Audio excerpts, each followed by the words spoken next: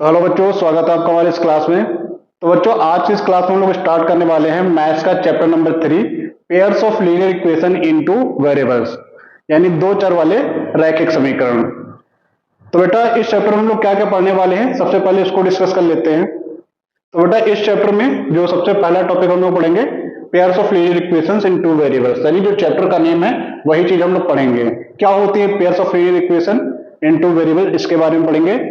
कौन कौन सी फॉर्म्स होती हैं, इसको कैसे रिप्रेजेंट करते हैं। जैसे इसको स्टैंडर्ड फॉर्म ये होती है a1x plus b1y plus c1 equal to 0। इसी तरीके से a2x plus b2y plus c2 equal to 0, ये स्टैंडर्ड फॉर्म होती है। ठीक है, स्टैंडर्ड फॉर्म क्या होती है वो भी बताएंगे। फिर हम लोग इनके मेथड्स ऑफ सॉल्यूशन पढ़ेंगे, कितने मेथड्स इनको हम लोग सॉल्व करेंगे। सबसे पहला ग्राफिकल मेथड हम लोग पढ़ेंगे, सब्स्टिट्यूशन मेथड पढ़ेंगे, और फिर हम लोग पढ़ेंगे एलिमिनेशन मेथड। इन मेथड से हम लोग इन इक्वेशन को सॉल्व करना सीखेंगे। ठीक है बेटा, तो इसको स्टार्ट करने से पहले आप लोगों से रिक्वेस्ट है कि आप लोग इस चैनल को सब्सक्राइब कर दीजिए, वीडियो को लाइक कर दीजिए, और जितना हो सके इस वीडियो को शेयर कीजिए। तो चलिए अभी स्टार्ट करते हैं इस चैप्टर को। तो बेटा, मेन टॉपिक पे आने से पहले सबसे पहले हम लोग ये देखते हैं कि इक्वेशंस क्या होते हैं। बेटा, इक्वेशंस ऐसे एक्सप्रेशंस को बोला जाता है जिसमें दो साइड होते हैं, एक लेफ्ट साइड और एक राइट साइड। जैसे हम लोगों ने पॉलिनोमियल चैप्टर पढ़ा था, है ना। Polynomial chapter x square plus 2x plus 5 ये है। अब इसके इक्वल में अगर हम कुछ लिख देते हैं, ये लिख दिया, ठीक है। अब इसके इक्वल में क्या है, एक लेफ्ट साइड है और एक राइट साइड है। तो ऐसे एक्सप्रेशन जिसमें दो साइडें होते हैं, एक लेफ्ट साइड और एक राइट साइड होती है, तो उसको क्या बोलते हैं, इक्वेशन बोलते हैं। जैसे एक ये लिख दिया, या सिंपल हम क्या लिख सकते हैं, 2x प्लस 3 इक्वल टू 4। तो यहां क्या है, इस वाले में इक्वल में क्या है, 0 है, इसके इक्वल में क्या है, 0 नहीं है। तो ये दोनों क्या है, इनको क्या बोलते हैं बेटा, इनको बोलते हैं इक्वेशन। इक्वेशन क्या होते हैं बेटा, इक्वेशन ऐसे एक्सप्रेशन होते हैं जिसमें दो साइडें होती हैं, एक लेफ्ट साइड होती है और एक क्या होती है, राइट साइड होती है। ठीक है, तो ऐसे एक्सप्रेशन को क्या बोलते हैं बेटा, इक्वेशन बोलते हैं। अब इसके बाद बात करते हैं linear equation in one variable क्या होता है। Linear equation in one variable. तो बेटा, linear equation in one variable क्या होता है। लीनियर इक्वेशन का मतलब क्या, लीनियर का मतलब बेटा क्या बताया था, पॉलिनोमियल पढ़ा था आपने। पॉलिनोमियल में क्या पढ़ा था, लीनियर का मतलब ये होता है जिसकी डिग्री बेटा कितनी हो, 1 हो। तो सपोज दैट एक इक्वेशन हम लोग यहां पर लिखते हैं 2x प्लस 1 इक्वल टू 5, है ना।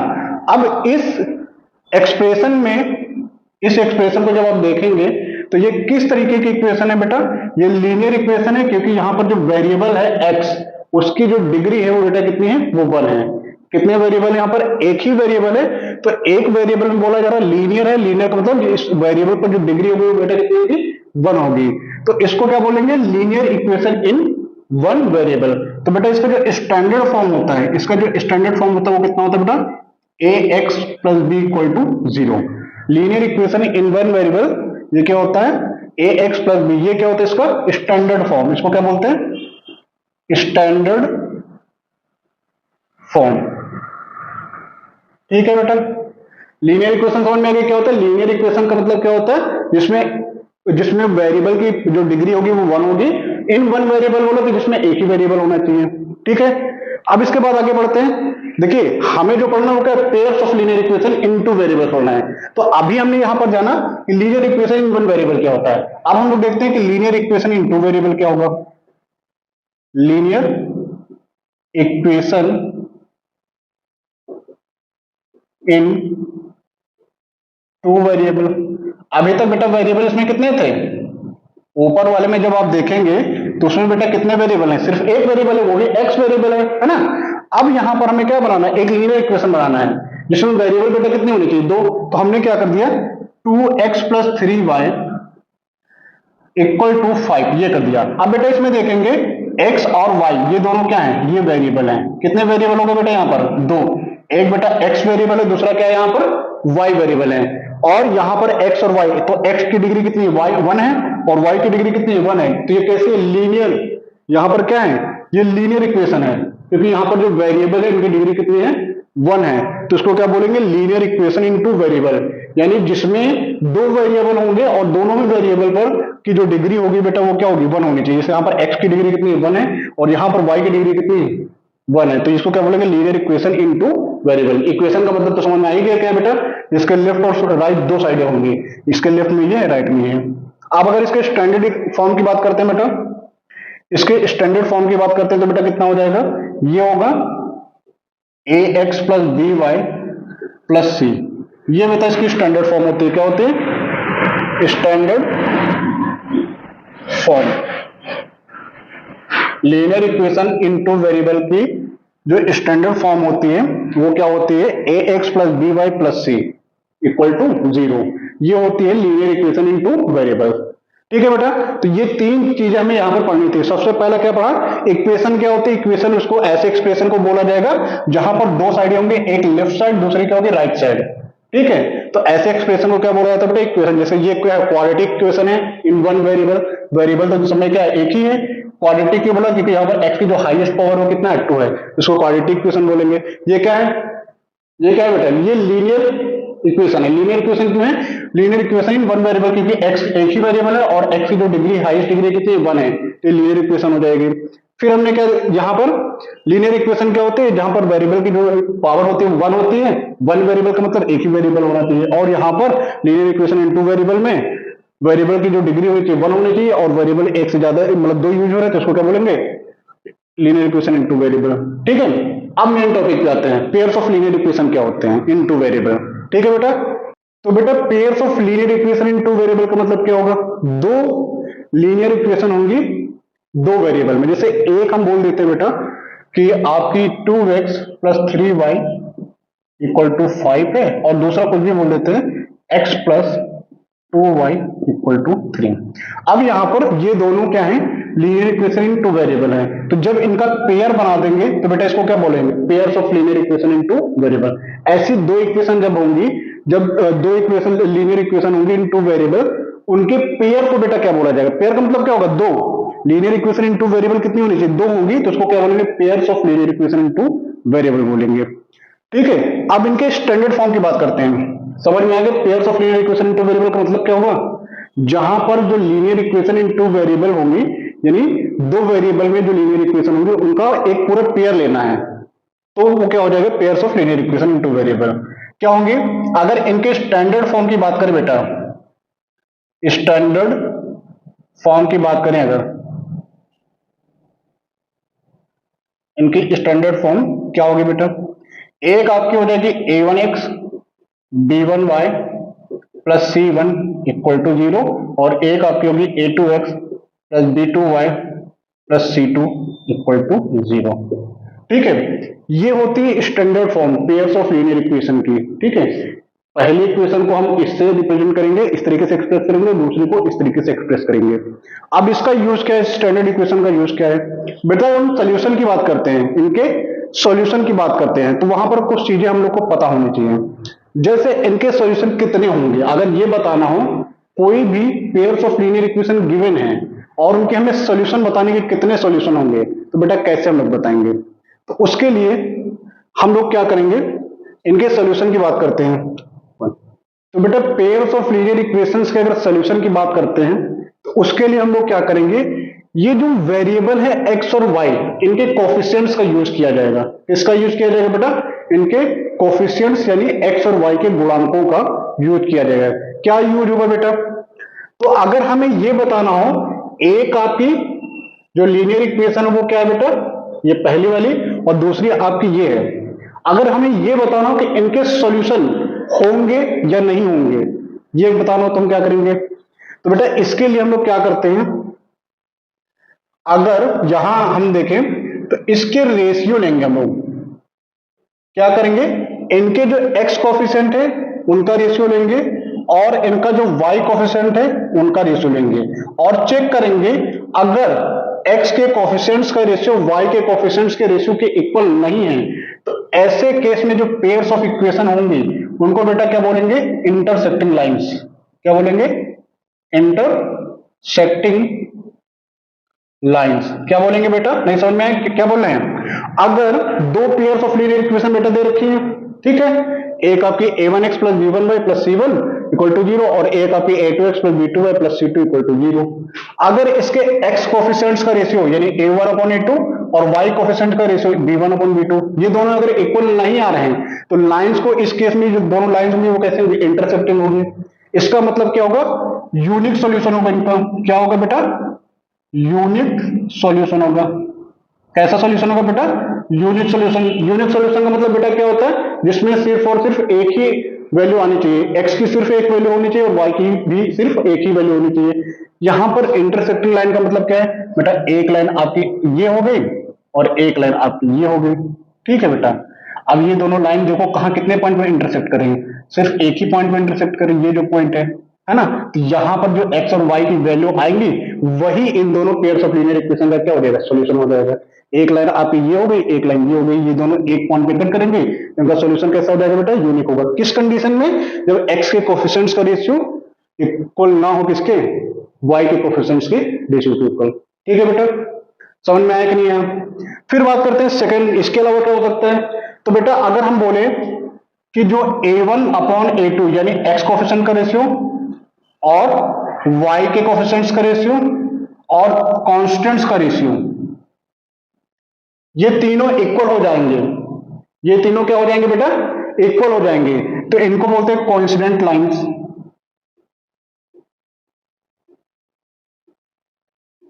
कोइंसिडेंट लाइंस बोलते हैं। कोइंसिडेंट लाइंस का मतलब बेटा क्या होता है, एक आपकी ये लाइन है, ठीक है, एक लाइन ये है, इसी के ऊपर एक दूसरी लाइन है बेटा, इसी के ऊपर एक दूसरी लाइन हमने बना दी। अब एक लाइन दूसरी लाइन के ऊपर है, यहां पर क्या है, एक लाइन ये वाली जो बड़ी वाली लाइन है इसके ऊपर एक ये छोटी वाली लाइन है, तो इसमें ये वाली लाइन इस लाइन को कितने पॉइंट पे कट कर रही होगी, बहुत सारे पॉइंट पे कट कर रही होगी, तो मतलब इसके सॉल्यूशन कितने हो जाएंगे, इनफाइनाइटली मैनी सॉल्यूशन। कितने सॉल्यूशन होंगे, इनफाइनाइटली मैनी सॉल्यूशन। समझ में आया कि नहीं आया सब बेटा। क्या बोल रहे हैं, अगर x के कोफिशिएंट्स का रेशियो यानी a1 अपॉन a2, y के कोफिशिएंट्स का रेशियो यानी b1 अपॉन b2 और कांस्टेंट का रेशियो यानी c1 अपॉन c2, इन तीनों का रेशियो इक्वल हो जाता है, तो ऐसे केस में जो पेयर्स ऑफ लीनियर इक्वेशन होंगी वो कैसे होंगी, कोइंसिडेंट लाइंस होंगी। क्या होंगी, कोइंसिडेंट लाइंस होंगी। इसका मतलब क्या होगा, इसका मतलब ये होगा कि एक लाइन दूसरी लाइन के ऊपर आएगी। अगर एक लाइन दूसरी लाइन के ऊपर आएगी तो वहां पर दूसरी लाइन पहली लाइन को कई सारे पॉइंट पे इंटरसेक्ट करेगी, यानी उसके सॉल्यूशन कितने हो जाएंगे, इनफाइनाइटली मैनी सॉल्यूशन, यानी एक से ज्यादा सॉल्यूशन आएंगे उस केस में। ठीक है, फिर एक केस और होगा बेटा यहां पर, वो क्या होगा, अगर हम ये बोले कि a1 अपॉन a2 का रेशियो और b1 अपॉन b2 का रेशियो तो इक्वल है, लेकिन कांस्टेंट का रेशियो इक्वल नहीं आ रहा है, यानी x के कोफिशिएंट्स का रेशियो और y के कोफिशिएंट्स का रेशियो इक्वल है, बट यहां पर c1 अपॉन c2 का रेशियो इक्वल नहीं आ रहा है, तो इस केस को क्या बोलेंगे बेटा, इस केस में जो लाइंस होंगी वो कैसी होंगी बेटा, पैरेलल लाइन होंगी। कैसी लाइन होंगी, पैरेलल लाइंस होंगी। कैसी लाइन होंगी, पैरेलल लाइन। पैरेलल लाइन क्या होती है बेटा, एक लाइन आपकी ये हो गई और दूसरी लाइन आपकी बेटा ये हो गई। अब इन दोनों लाइन के बीच में इसको L बोल देते हैं, इसको M बोल देते हैं।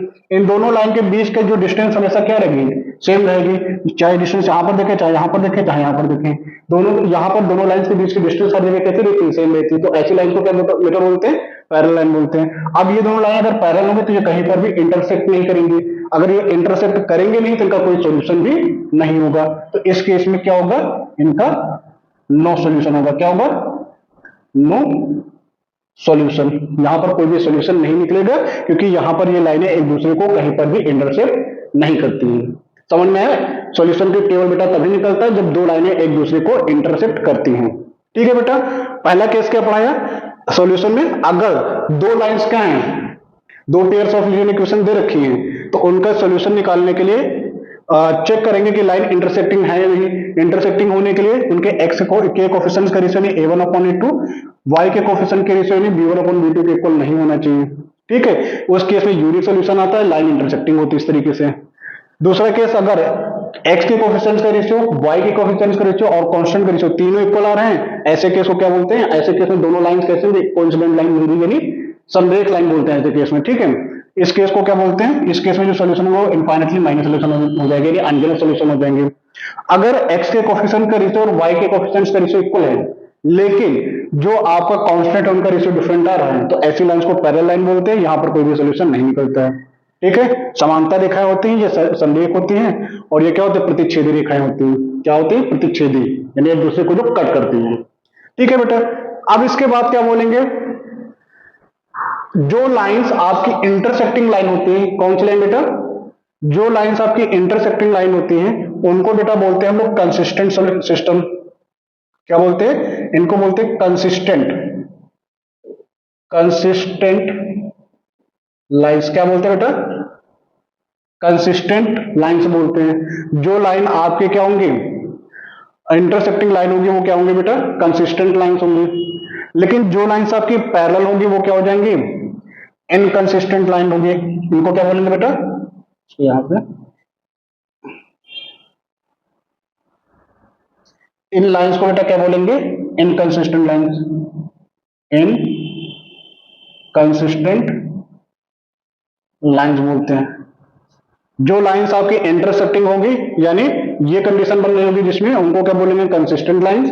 और जो आपकी पैरेलल होगी उनको बेटा क्या बोलेंगे, इनकंसिस्टेंट लाइंस। ठीक है बेटा, और जो आपकी कोइंसिडेंट लाइंस होंगी वो आपके कंसिस्टेंट हो सकते, मे बी कंसिस्टेंट। क्या होंगी ये,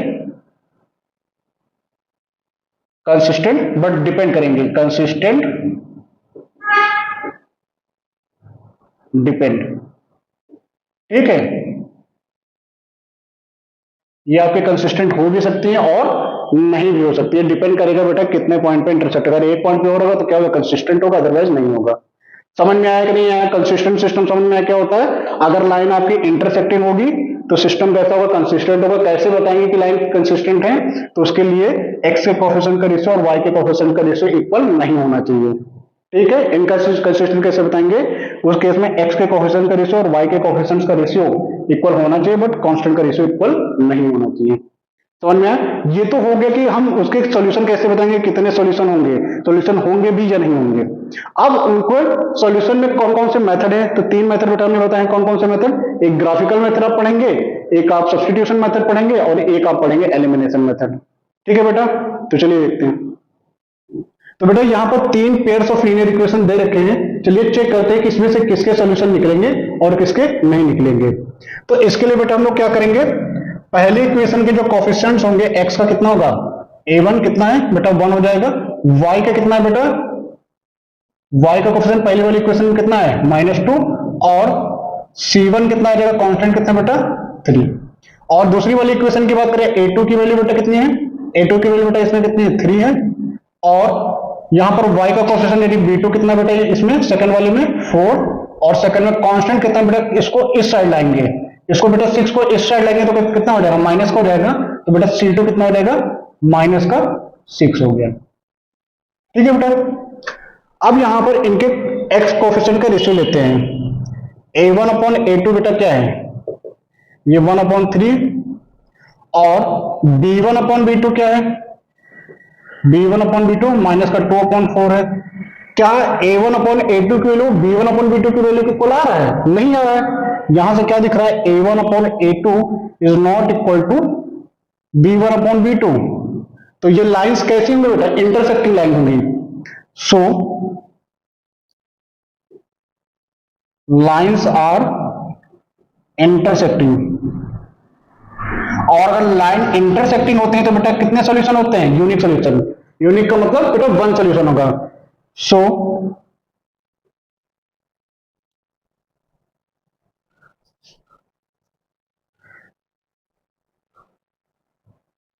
यूनिक सॉल्यूशन, इनका सॉल्यूशन कैसा होगा बेटा, यूनिक, यानी 1 सॉल्यूशन होगा। इनका जो सॉल्यूशन बेटा निकलेगा वो कितने निकलेंगे, एक ही सॉल्यूशन निकलेगा। अब बेटा इस वाले में बात करते हैं, सेकंड वाले में। सेकंड वाले में भी यही करते हैं, a1 की वैल्यू यानी पहले वाली लाइन के लिए x का कोफिशिएंट कितना है, 2, y का कोफिशिएंट कितना है बेटा, 3, और कांस्टेंट कितना है, -9। ठीक है बेटा, सेकंड इक्वेशन की बात करते हैं, तो a2 x का कोफिशिएंट कितना है, 4, b2 y का कोफिशिएंट कितना है, 6, और c2 कांस्टेंट कितना है, -18। ठीक है, अब अगर a1/a2 की वैल्यू लेते हैं, रेशियो लेते हैं, कितना 2/4 आ रहा है। b1/b2 की वैल्यू लेते हैं, B1 अपॉन B2 3/6 हो जाएगा बेटा, और C1 अपॉन C2 लेते हैं, C1 अपॉन C2 माइनस का 9 अपॉन माइनस का 18। यहां पर बेटा क्या दिख रहा है, इसको डिवाइड करेंगे 1/2 आएगा, इसको डिवाइड करेंगे 1/2 आएगा, इसको डिवाइड करेंगे 9 2 18, ये भी 1/2 आएगा। मतलब क्या हुआ, यहां पर A1 upon A2, B1 upon B2 और C1 अपॉन C2 ये तीनों का रेशियो क्या है, इक्वल आ रहा है। तो लाइंस कैसे हो जाएंगे बेटा, ये कोइंसिडेंट लाइंस होंगी, लाइंस आर कोइंसिडेंट लाइंस। अगर लाइन कोइंसिडेंट लाइंस हैं, देयरफॉर मैनी सॉल्यूशन, कितने सॉल्यूशन निकलेंगे, मैनी सॉल्यूशन, यानी बहुत सारे सॉल्यूशन यहां पर निकलेंगे, एक से ज्यादा सॉल्यूशन यहां पर आएंगे, क्योंकि लाइंस कैसे होंगे, कोइंसिडेंट लाइंस होंगे। थर्ड वाले में बेटा बात करते हैं। थर्ड में क्या दिया बेटा, यहां पर अगर x के कोफिशिएंट्स की बात करें, देखो x का कितना कोफिशिएंट है, यहां पर 1, यहां पर 1, तो a1 कितना है आपका 1 है, a2 बेटा कितना है, ये भी 1 है। y के कोफिशिएंट की बात करें तो b1 माइनस का 2 है, और b2 बेटा कितना है, ये भी माइनस का 2 है।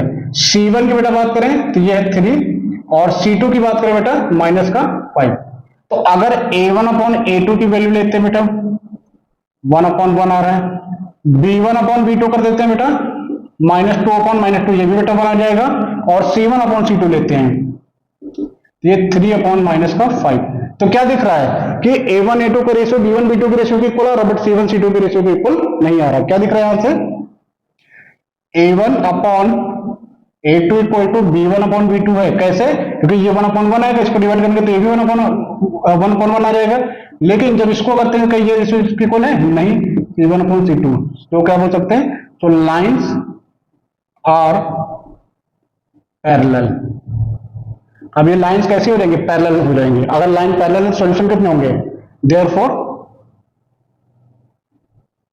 नो सॉल्यूशन, नो सॉल्यूशन, यहां पर कोई भी सॉल्यूशन नहीं निकलेगा। समझ में आया कि नहीं है, जहां पर a1 अपॉन a2 की वैल्यू b1 अपॉन b2 की वैल्यू के इक्वल नहीं आ रहा, केसीओ के इक्वल नहीं आ रहा, तो लाइंस इंटरसेक्टिंग हो जाएंगी और यूनिक सॉल्यूशन यानी वन सॉल्यूशन हो जाएगा। अगर इक्वल आ रहा है, तीनों condition a1 upon a2, b1 upon b2 और c1 अपॉन c2 की वैल्यू तीनों की इक्वल आ रही है, तो लाइंस कोइंसिडेंट लाइंस होती है, इसमें माइनस सॉल्यूशन बनते हैं। और अगर a1 अपॉन a2 का रेशियो b1 अपॉन b2 के इक्वल है, लेकिन c1 अपॉन c2 के इक्वल नहीं है, तो ऐसे केस में लाइंस कैसी होती है, पैरेलल होती है, और उसमें कोई भी सॉल्यूशन नहीं होता है। ठीक है बेटा, नोट कर लीजिए इसको। तो बच्चों अब अगर हमारे पास एक पेयर ऑफ लीनियर इक्वेशन अगर गिवन है, तो उसको ग्राफिकली हम लोग कैसे सॉल्व करेंगे। तो यहां पर हमारे पास एक क्वेश्चन है, check the graphically whether the pair of equations x + 3y = 6 and 2x - 3y = 12 are consistent, if so then solve the graphically. तो यहां पर हमारे पास दो पेयर्स ऑफ इक्वेशन दे रखी हैं, एक है x + 3y = 6 और 2x माइनस का 3y = 12। ठीक है, अब सबसे पहले इसमें हमें क्या करना है, ये सिस्टम कंसिस्टेंट है कि नहीं, यानी ये लाइन कंसिस्टेंट है कि नहीं। तो बेटा कंसिस्टेंट लाइन में हम लोग क्या करते हैं, इसके लिए हम इनके x और y के कोएफिशिएंट्स का रेशियो चेक करते हैं। तो बेटा यहां पर a1 की वैल्यू कितनी हो जाएगी, इसको इक्वेशन 1 बोल देते हैं और इसको 2। क्या लिखेंगे, ऑन कंपेयरिंग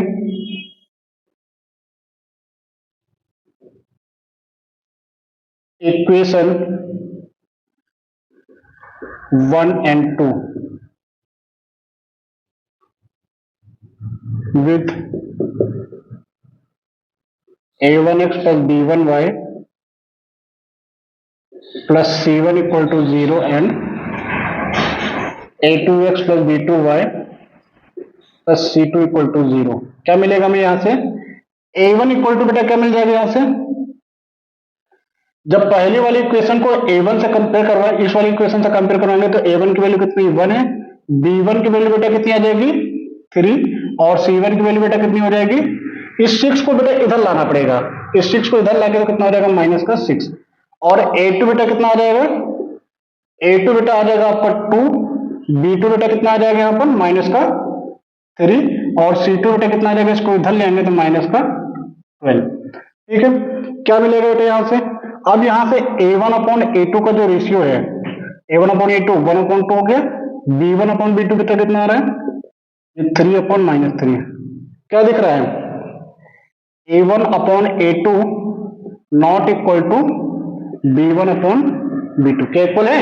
नहीं आ रहा है, तो क्या बोल देंगे? So lines are consistent. Lines कैसी हैं? कंसिस्टेंट है, क्योंकि यहां पर A1/A2 का रेशियो B1/B2 के रेशियो के इक्वल नहीं आया है। नहीं आया तो लाइन्स कैसे हो जाएंगे? कंसिस्टेंट हो जाएंगी। देयरफॉर क्या बोल सकते हैं? One solution. इसमें कितने सोल्यूशन मिलेंगे? एक सोल्यूशन मिलेगा। अब वो सोल्यूशन हम लोग निकालते हैं। उसके लिए बेटा क्या करेंगे? पहली इक्वेशन जो है उससे हम लोग क्या करेंगे? फ्रॉम इक्वेशन 1 यहां से y की वैल्यू बेटा निकाल लेते हैं। y की वैल्यू निकालेंगे तो बेटा क्या मिलेगा? यहां से ये आ जाएगा 6 - x/3, और इसके लिए टेबल बना देंगे। इसके लिए बेटा क्या करेंगे? टेबल बना लेंगे।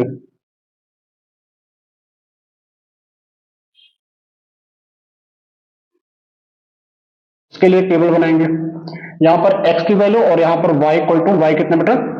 6 - x/3। तो बेटा यहां पर क्या करें? एक बार x को 0 कर देते हैं। तो बेटा जो x को 0 करिए यहां पर, तो x को जब 0 कर देंगे तो 6 - 0/3 कितना आ जाएगा? 6/3 मतलब 2 आ जाएगा।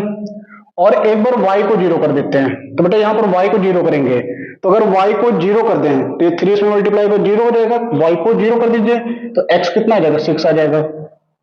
अगर y को बेटा 0 करेंगे कितना आ जाएगा? 0 इक्वल टू 6 - x/3। ये 3 इधर मल्टीप्लाई होगा 0 हो जाएगा, तो x 6 - x कितना हो जाएगा? 0। तो x की वैल्यू कितनी आ जाएगी? 6 आ जाएगी। इसी तरीके से बेटा क्या करेंगे? इसी तरीके से सेकंड इक्वेशन से फ्रॉम इक्वेशन 2 यहां से y की वैल्यू निकालते हैं। कितना आ जाएगा? y इक्वल टू बेटा कितना आ जाएगा? ये आपका आ जाएगा 12 माइनस का 2x, सॉरी इस 3x को इधर ले जाएंगे तो कितना आ जाएगा? 2x माइनस का 12 अपॉन का 3, ये आ जाएगा। अब इसके लिए भी टेबल बना लेते हैं।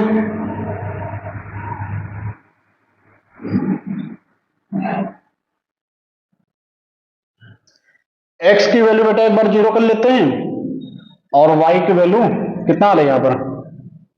2x - 12/3। तो बेटा x की वैल्यू 0 करते हैं, तो यहां पर बेटा 0 कर देंगे। 0 कितना हो जाएगा? 2 × 0 0 -12/3, 3 4 जा माइनस का कितना आ जाएगा? 4। और बेटा x की वैल्यू को हम क्या कर देते हैं? 2 कर देते हैं। x की वैल्यू को बेटा क्या कर रहे हैं यहां पर? अगर 2 कर देते हैं, सॉरी y की वैल्यू को क्या कर दें यहां पर? 2 कितना हो जाएगी? इसको सॉल्व कर लेते हैं। x की वैल्यू को जब बेटा यहां पर 0 किया तो 2 × 0 कितना हो जाएगा?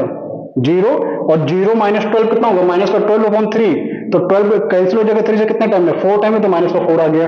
अब वो क्या बोले? y की वैल्यू को बेटा क्या कर दें? -2 कर लेते हैं। ठीक है, -2 और 2x माइनस का 12/3, ये 3 इधर मल्टीप्लाई हो तो माइनस का 6 हो जाएगा। 2x माइनस का 12 हो गया।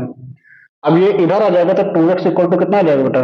देखिए कितना आ रही है, ये आपका 12 इधर आ जाएगा तो प्लस का हो जाएगा, तो माइनस का 6 और प्लस का 12 कितना बचेगा? प्लस का 6। x की वैल्यू कितनी आ जाएगी? 3। तो बेटा -2 रखने पर x की वैल्यू कितनी आ रही है? 3 आ रही है। ठीक है बेटा, ये कर लेंगे आपने इस तरीके से। x की वैल्यू एक बार x की वैल्यू 0 करके और एक बार y की वैल्यू, जरूरी नहीं कि हम 0 भी रखें, कोई भी वैल्यू रख के हम लोग निकाल सकते हैं। एक बार x की वैल्यू पुट करेंगे पहली वाली इक्वेशन में, और एक बार y की वैल्यू रखेंगे, तो यहां से 2 वैल्यू मिलेंगी। इसी तरीके से सेकंड इक्वेशन जो है उसमें भी ये करेंगे। एक बार x की वैल्यू 0 करेंगे तो y मिलेगा, एक बार y को रखेंगे तो x मिल जाएगा। अब ये जो पॉइंट मिले हैं इसको हम लोग ग्राफ पर दिखाएंगे। तो बेटा इसके बाद क्या करेंगे? ये जो दोनों टेबल की वैल्यू है इसको हम लोग ग्राफ पे रिप्रेजेंट कर लेंगे। तो पहले बेटा क्या करेंगे? ग्राफ में पहला पॉइंट लेंगे, x की वैल्यू 0 और y की वैल्यू 2।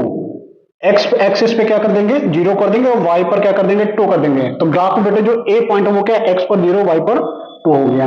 ठीक है, इसी तरीके से दूसरे y 0 है और x की वैल्यू कितनी है 6 है, ये क्या बना दिया, ये b पॉइंट बना दिया। अब इन दोनों को मिलाकर के लाइन ड्रॉ कर देंगे। ठीक है, यहां पर एक लाइन ड्रॉ कर देंगे। फिर इसी तरीके से सेकंड इक्वेशन से x को 0 और y को -4 करके ये c पॉइंट हो गया। ठीक है, ये पॉइंट ले लेंगे। और सेकंड क्या है, y -2 है और x की वैल्यू कितनी है 3 है, ये एक और पॉइंट ले लेंगे। अब इसको क्या कर देंगे, ये C पॉइंट और इस D पॉइंट को मिलाएंगे और इसको आगे की तरफ बढ़ाएंगे। तो यहां पर क्या देखने को मिल रहा है बेटा, ये जो लाइन है, ये C और D लाइन है, जब इसको आगे की तरफ बढ़ा रहे हैं तो ये AB लाइन को किस पॉइंट पे इंटरसेक्ट कर रहा है, B पॉइंट पे इंटरसेक्ट कर रहा है। तो यानी ये जो पहली वाली इक्वेशन है वो दूसरी वाली इक्वेशन को किस पॉइंट पे इंटरसेक्ट करेगा, वो B पॉइंट पे इंटरसेक्ट करेगा। तो क्या करेंगे, तो यहां से क्या हो जाएगा, ये क्योंकि B पॉइंट पे इंटरसेक्ट कर रहे हैं तो B पर जो x और y की वैल्यू होगी वही इस इक्वेशन के सॉल्यूशन हो जाएंगे। तो बेटा x की वैल्यू यहां पर कितनी है 6 है और y की वैल्यू कितनी है 0, यानी यहां पर x का जो सॉल्यूशन आएगा इस पेयर ऑफ लीनियर इक्वेशन का जो सॉल्यूशन होगा क्या होगा, x इक्वल टू 6 हो जाएगा और y इक्वल टू कितना हो जाएगा बेटा 0 हो जाएगा। क्या लिखेंगे यहां पर, since lines intersect at B 6,0, ये 6,0 पर इंटरसेक्ट कर रहे हैं। तो क्या हो जाएगा, so x equal to 6 and y equal to 0 is solution of